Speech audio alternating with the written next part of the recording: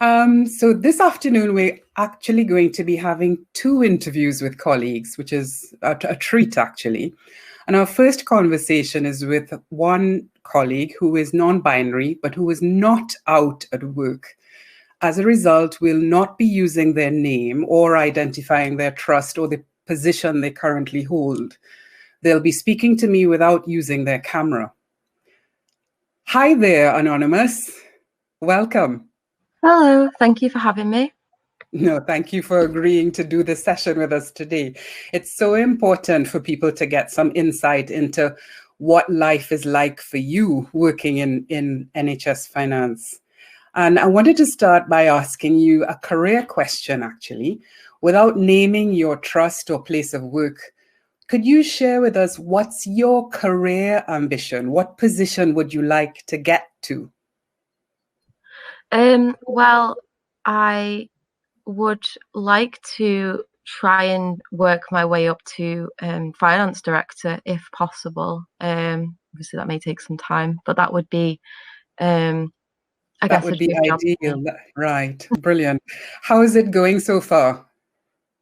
It's going okay. I'm progressing through my career.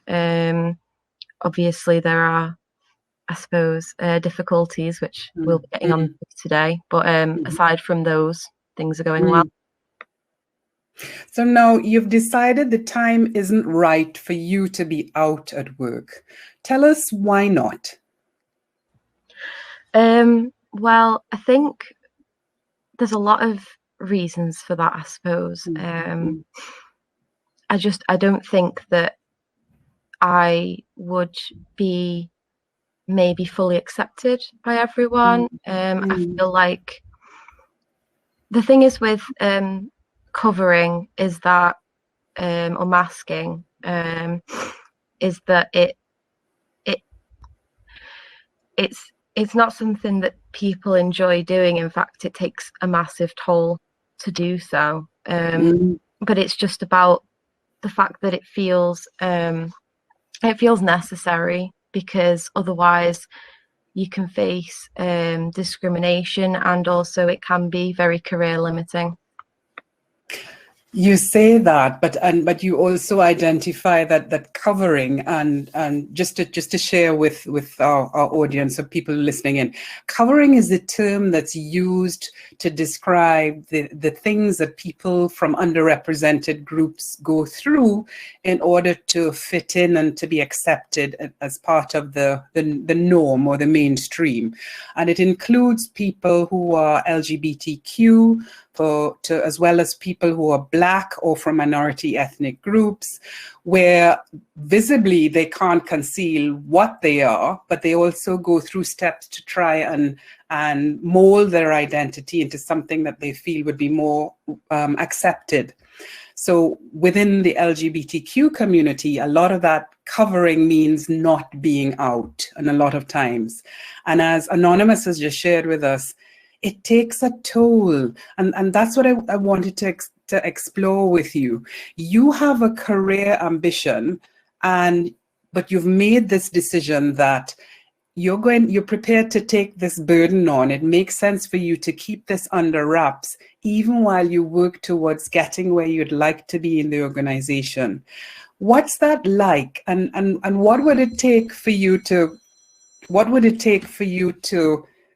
get to the point where you don't feel that need? What would have to change in your external environment for you to feel it's not worth paying this price anymore? Well, I think those are some really good questions. So with regards to sort of the effect that covering has, I think a big one is that it is just very psychologically exhausting. I mean, for those of you who are listening, I'm sure that many of you may not be covering at work and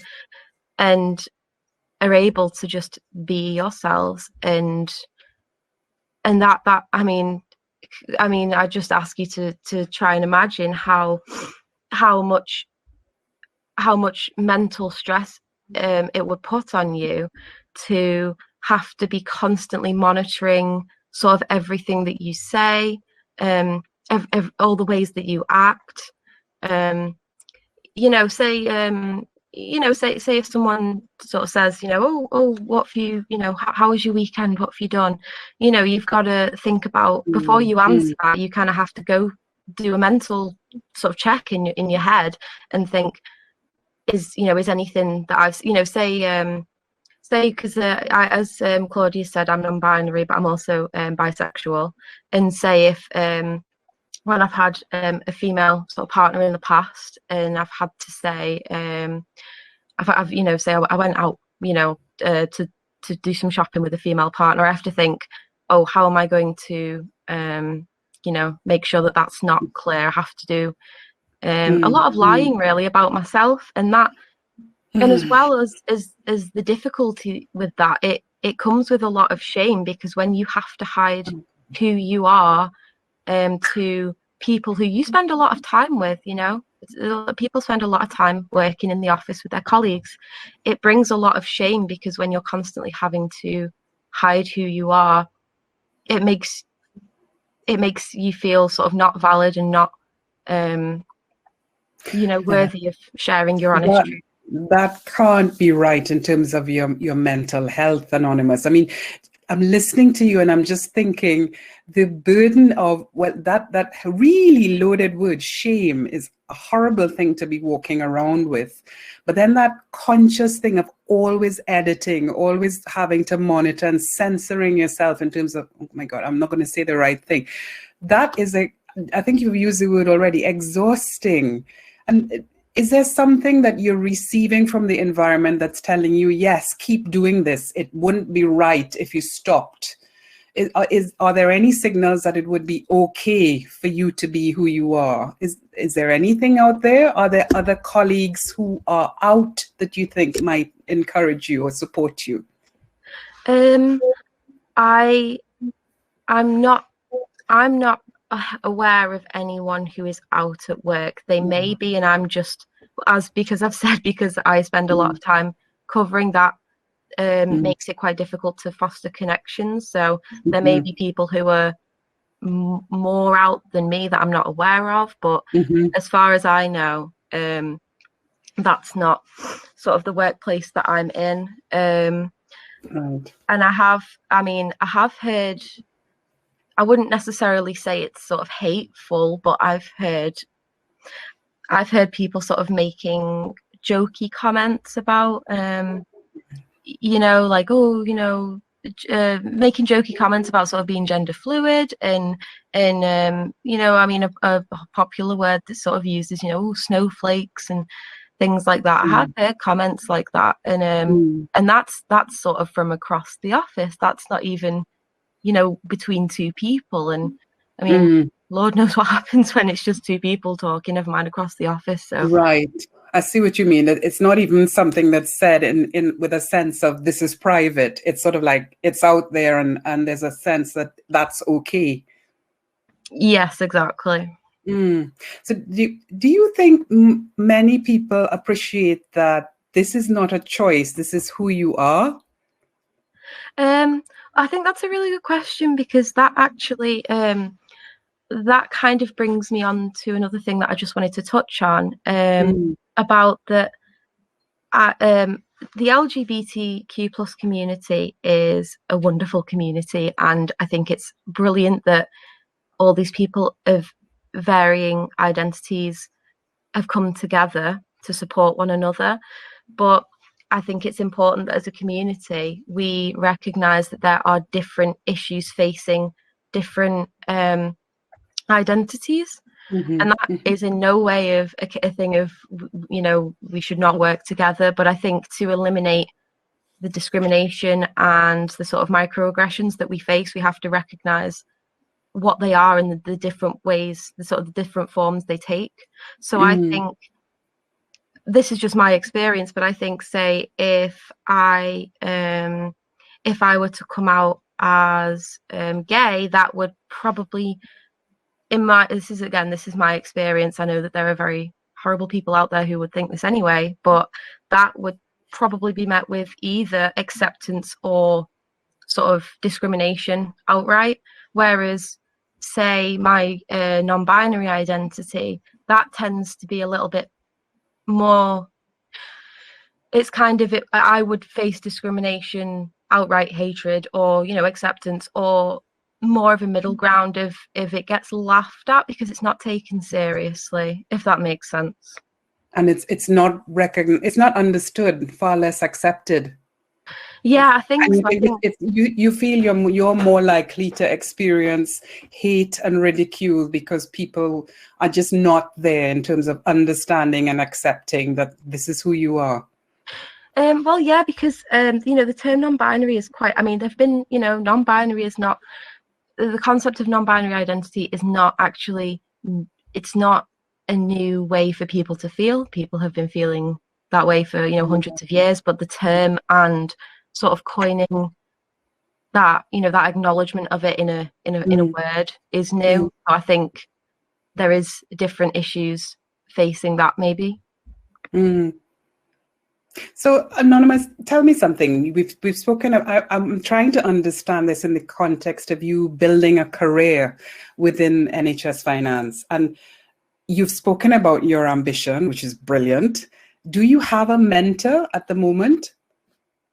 No, I don't. I'm not sure if my place of work has that available, and if so, if they do, I've not been made aware of it. So, no. Maybe that's something. I'm going to invite you to speculate a bit here. If you were to have a mentor, would you be comfortable coming out to that mentor? I think that would. I'd like to think that would be a possibility, but it would depend on their sort of behavior, both conscious and unconscious, maybe, that, you know, signals to me whether they are accepting or not, you know. As mentioned, I would love to not have to hide at work. And if they signaled to me that they were, you could feel safe, then you would, and that they would keep it confidential, then yes, that would be desired. It would take a huge burden off you as well, from the sound of it. Yes, exactly. We're going to have questions from the room in a minute, but following our conversation, I'm going to be speaking to another one of your colleagues who is out at the moment. Is there anything you'd like me to ask them on your behalf? I'd love to. I'd love to maybe know how they got the confidence to do that, and how do they think that experience has gone for them? Right. If they paid a price or not. Yeah. All right. Okay. Claire, no, that's really helpful. Thank you. And we're at that point where I think we're going to look at the questions that are coming through from the room. And the first one is, what opportunities could be provided to non-out colleagues to support you and others in the same position? What do you think the organization could do to take this burden off you that you've brilliantly described today for us? What can the organization do? I think that's a really good question, and I think that's a really important one. I think, first of all, maybe I recognise that there are diversity policies and diversity and inclusion policies within the NHS, but I think that they need to be clearer and maybe a little bit more enforced. I think, when you say enforced, Anonymous, what would that look like? Give us a for instance. That came across a little bit more authoritarian than I realised. No, but in terms of making it happen, making it practical. I think it's just that, I mean, as I've mentioned before, I've heard comments from that weren't even just private conversations. Not that that's acceptable, but that were out in the open in the office space, and nothing happened. You know, there was no censure. There was nobody was called on it. What would it mean to you if somebody, say a non-gay, non-LGBTQ plus colleague were to turn to a remark like that and call it? What would that mean to you? That would mean the world, honestly. That would make my day. That would make me feel, I don't know that alone would make me feel comfortable enough to come out, but that would be a really, really good step. A real boost, a real sign of support, right? Yeah. Sorry, another thing that I really wanted that I think would be go for it. Really good to bring up, that I think would not necessarily have to come from, say, a director level, or maybe initiated from that, but something that everyone could do is put your pronouns in your email signature. That would be brilliant. And maybe when, say, if there's someone new in the office, ask that, as you ask for their name and you get to know them, also ask for their pronouns. As part of your onboarding, just come with your pronouns. Yeah. I think the biggest, so before taking part in this session, I talked to a couple of my friends in my personal life who are LGBTQ plus, and asked for their advice on anything that they might want said. And someone said something that really resonated with me. One of my friends said that every time that you meet someone in the workplace, you should assume that you know absolutely nothing about someone's gender or sexuality before speaking to them. You should always employ gender neutral language until someone tells you otherwise. And I think that would be something, if everyone who's listening to this, if you're going to take one thing away from today, I think that would be really important. And what you describe is well within our gift. No, thank you for that challenge, Anonymous. Someone has come through with another question, and I think you sort of answered it, but I'll put it to you again. Does your organization have any LGBTQ plus networks or initiatives available? I believe there's a few. Well, actually, one that is quite good is a lot of NHS, not all yet, but I believe it's being rolled out to all of them, is something called the Rainbow Badge Scheme. Now, this is primarily for clinical staff, but finance staff are more than welcome to go. And it's only about an hour training, or half an hour to an hour training. And it's just essentially what it is that, people who have that badge and may not be experts in, all LGBTQ plus sort of potential sort of health issues or work issues or anything like that. It's more a signifier that you are someone who can be approached and can be opened up to. Can be an ally. Yes, exactly. Right, and that, whenever I see people with those, that makes me very happy, and that makes me feel a lot more comfortable. You feel comfortable even though you may not even approach them and speak to them, just knowing that they're there.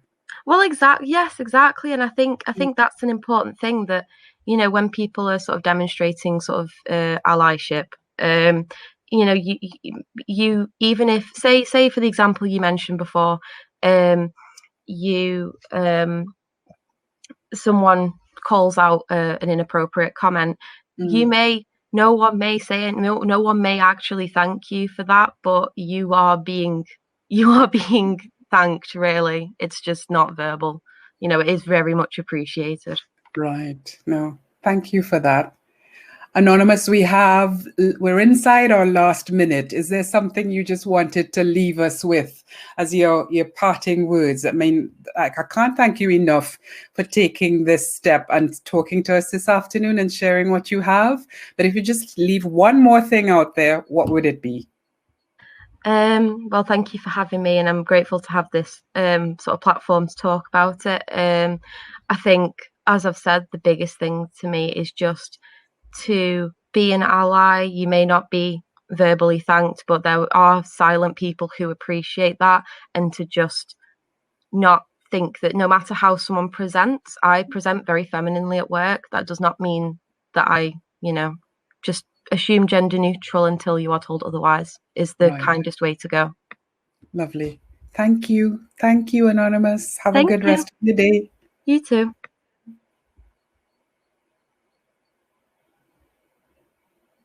And now we are lucky, our luck continues. We're joined by Leanne. Welcome, Leanne. How are you? I'm doing good. Yeah, I'm all right. Thank you. Good.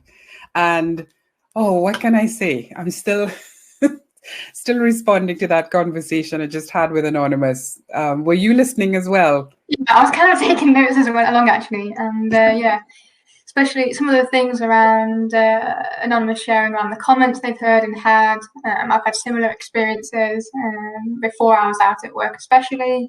And then also, yeah, I do think that different identities within the community do face different challenges, and we kind of tackle them as if we all face the same challenges, which actually going forward, perhaps we need to dive deeper into that. In a way, it's similar to that umbrella term BAME, whereas each individual constituency, if you like, underneath that has arguably very, very different experiences when it comes to discrimination. Before we dive in, tell us a bit more about yourself, Leanne. You are out. This is brilliant. Yeah, so I work at Derbyshire Healthcare NHS Foundation Trust, which is a mental health trust. So the role I have is not in finance. It is a lived experience role. So I have lived experience of accessing the mental health services within our trust, and now I work within them. So I work with other people, other service users, people accessing our services to improve our services. And tell us about your experience, the actual point in your employment. How long were you with the NHS before you took the steps to reveal who you really are? Yeah, sure. So I've been working for Derbyshire Healthcare for about 5 years now.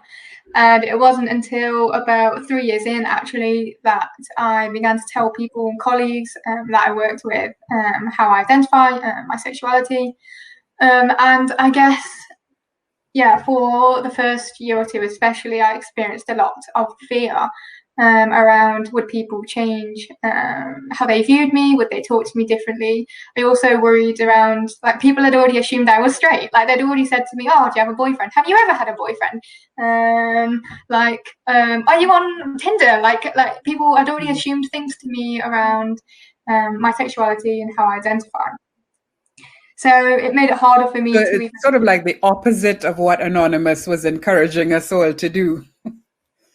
Yeah, the opposite, definitely. Yeah. And I think those things, like, although they seem small, are important. Like somebody asking me, do you have a boyfriend, to me just shut me down, and I just kind of avoided those conversations. Like it just kind of sent cold prickles of like doom of, oh no, how am I going to navigate this conversation? Or if people were talking about relationships, I would just kind of sidestep out of the conversation, out of the room. So for me, I think what made a real difference was our trust. So when I first joined, we didn't have a LGBT plus network. And yeah, when we got on about 4 years ago, they started to become more visible. So it wasn't until 3 years in to work in the trust that the network held a conference, and it was open to all colleagues to attend an LGBT plus conference. At that time, I had also what was turnout like? It was good. So turnout was good. So the room was packed. It was interesting. I think that our colleagues wanted to know more information and learn around LGBT plus stuff, but they've never really been offered it before. I think there was a lot of fear around getting things wrong, so people just avoided conversations altogether. So for me, what made a big difference in being able to actually come out was that I made personal friendships with the team and who I was working with. Working relationships made a big difference. The trust began to outwardly show that inclusion mattered, and that was simple things by setting up the network, holding conference, to putting up window stickers of the pride flag, to role modeling from the top. So our leaders, our leadership team, openly talked about the importance of inclusion, and that we have a campaign now around it's not okay to have any kind of homophobic, racist, etc. language comments. In the office, well, and in any forum, but particularly in the office at all. Say that again, sorry. It's not okay in any forum, but particularly in the office. In the workplace, with service receivers, accessing our services, across our trust. Because like I said, similar to Anonymous, I experienced those throwaway kind of homophobic comments and language, and they were kind of unchallenged, which to me just was a barrier to me actually saying and talking about my sexuality. Absolutely, must be chilling. But Leanne, when did you start to get the impression that these weren't just policies that had been declared, but that people had actually taken them on board? Did you experience someone being called out for using that kind of language? What gave you the confidence that it was real? Yeah, so like I say, I think the conference was a major one. So looking around the room, I could see actually like some of my managers were there, some of the admin staff were there, the senior leaders, like it was across the board, people who were there and wanting to learn and interested and asking questions. And it was kind of a safe space to kind of, I guess, get things wrong, because people, it didn't come from a place of, it came from a place of fear and a place of people wanted to say the right thing, but they didn't know how. So the conference was a safe space to kind of learn and share and speak about experience. So I think from then onwards, like within our trust, the focus on inclusion grew. And like I say, it's been modelled from the top, and our leaders are very, very vocal about inclusion. And then, for example, like with our network meetings, they offer, if a colleague wants to attend a network meeting, it's protected time. So your manager can't say you can't go, another colleague can't say you can't go. If we want to go, we are allowed to go. We're allowed to attend as many networks as we want, and it's protected time. And then things like different events that happen, like Pride, if we want to go with our trust to a Pride event for a whole day, that is protected time, so that is work time. So I feel like these are all indicators that our trust is taking this seriously. Absolutely, because you have leaders from at the top walking the talk, actually, and emphasizing this and making the point repeatedly, this is important. And then you have all those provisions in place that you have a green light should you want to do this, so that nobody in the organization can try and, they'll have to really go out of their way to try and stop you from attending those various networks. So and it will the be messaging is really strong that you are supported, and you felt that. So tell us about the point in time in which you said, okay, I'm going to go for it. I'm going to share who I am. What was that like? Yeah, so initially it was with my manager when I had the conversation around, I didn't know at the time it was protective time in that you could go to these conferences or get involved in networks. So I had a conversation with my manager around, can I go to this conference? Like I say, we had a good friendship then. So I was like, I have a vested interest. And she was like, I'm interested to hear more. And like we had the conversation, and I felt like it was well received. So I think that relationship was important in my manager, demonstrating it was like a safe space for me to say and talk about personal stuff. And I felt like my manager was interested and wanted to know and wanted to get things right. So she let me go to the conference, obviously. And then, sorry, Leanne, I'm stopping you. I want to draw this point out. How crucial do you think it was, that fact that your manager, you had a relationship which was trusting, and you could feel that you would have their support when you decided to share what you did? How difficult do you think it would be for someone who didn't have a manager who fit that profile? Difficult. I think it would be difficult. If you wanted to be out at work and you haven't got a manager who is outwardly showing they are inclusive or doesn't have that good relationship, I think it would be difficult. Coming out for me was the hardest thing I've ever done in my whole entire life. And and I know we talk about coming out as a one-time thing, but it is all the time, constant. Like I say, it's come out with my friends and family, come out to people at work, colleagues, manager, different spaces and places. So I think having a good relationship with someone makes it easier to come out. Yes. Absolutely, and so wonderful that you were fortunate enough to have that in place. So you had that conversation with your manager, and then you said, "Oh, okay." And how did you take it outside of that one-to-one conversation with your manager, and then go to your colleagues? What was that like?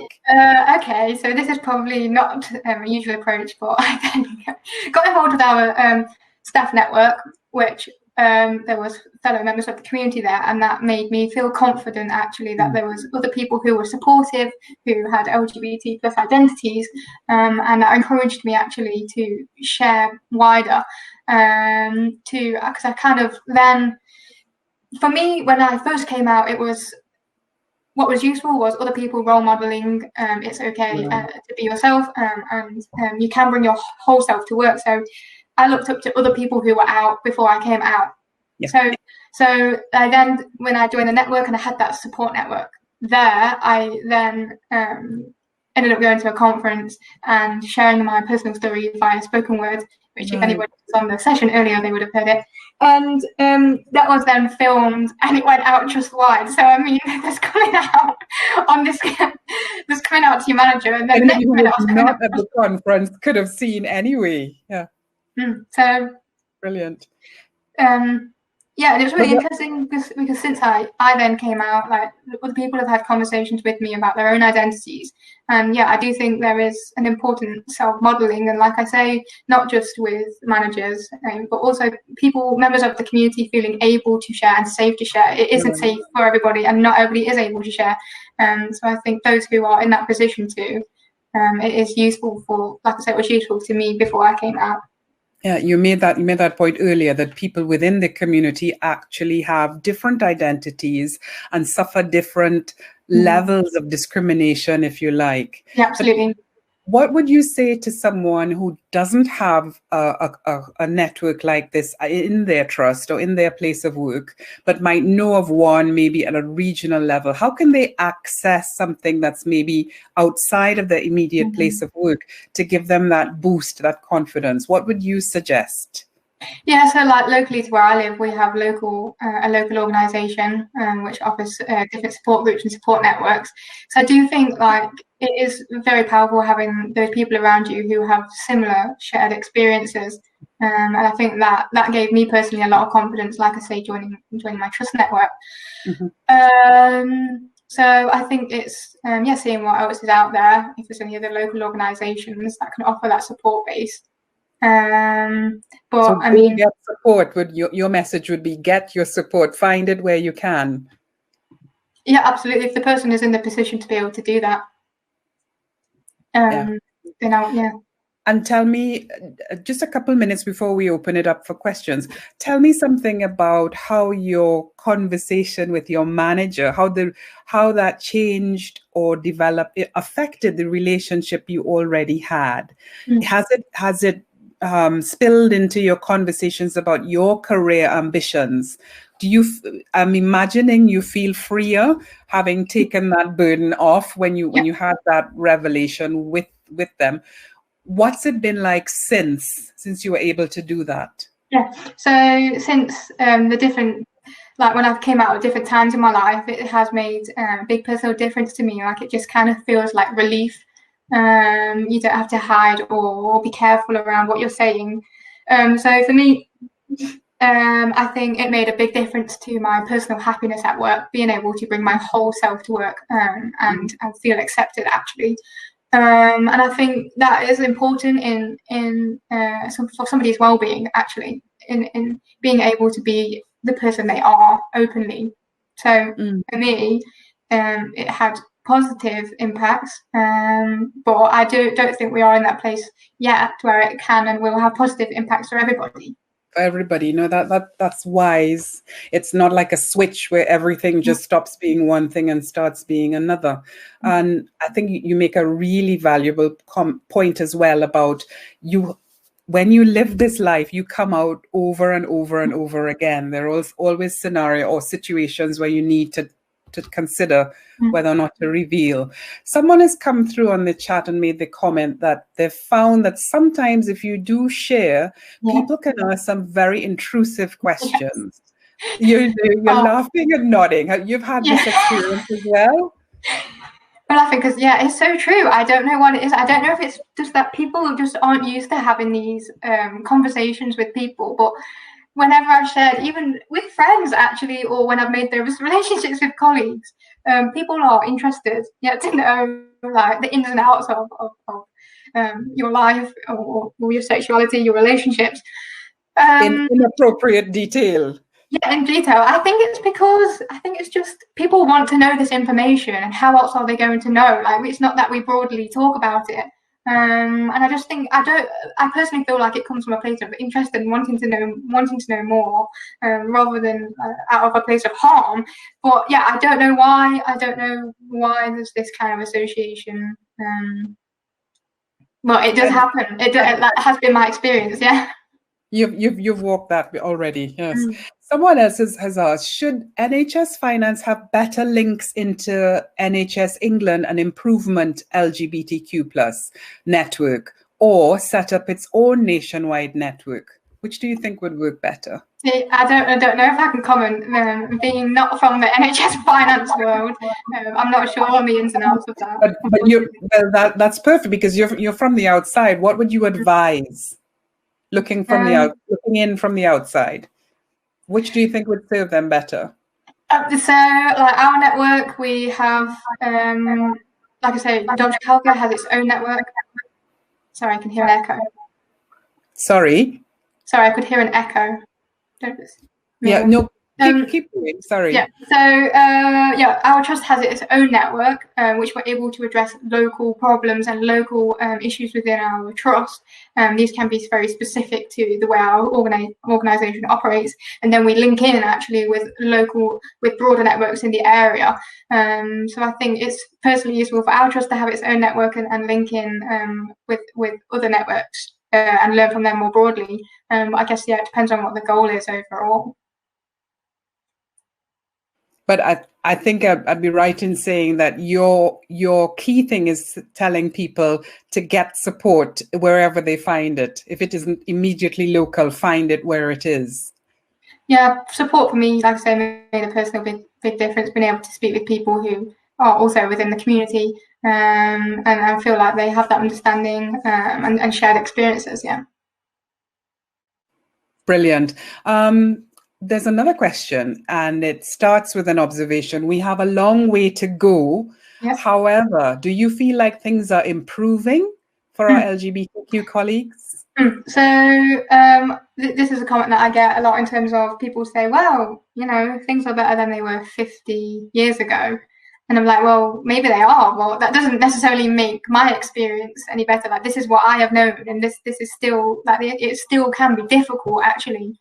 So I think that, yes, things have changed, but they've not changed enough. And when we've got like even anonymous talking and not feeling able to share their identity in their workplace, like, it goes to show, like, I know in our trust we don't have the statistics on actually how many colleagues are members of the LGBT plus community, because people don't share that. So I do think, things have improved, but we do have a long way to go, and we do have lots more to address. And step by step, we'll keep moving in the right direction. And part of that is down to your contribution today, Leanne, both you and Anonymous. I want to thank you really generously for giving of your time and of yourselves, for revealing and sharing what you've had today. I am sure people have taken heart and found support from what you've been able to share.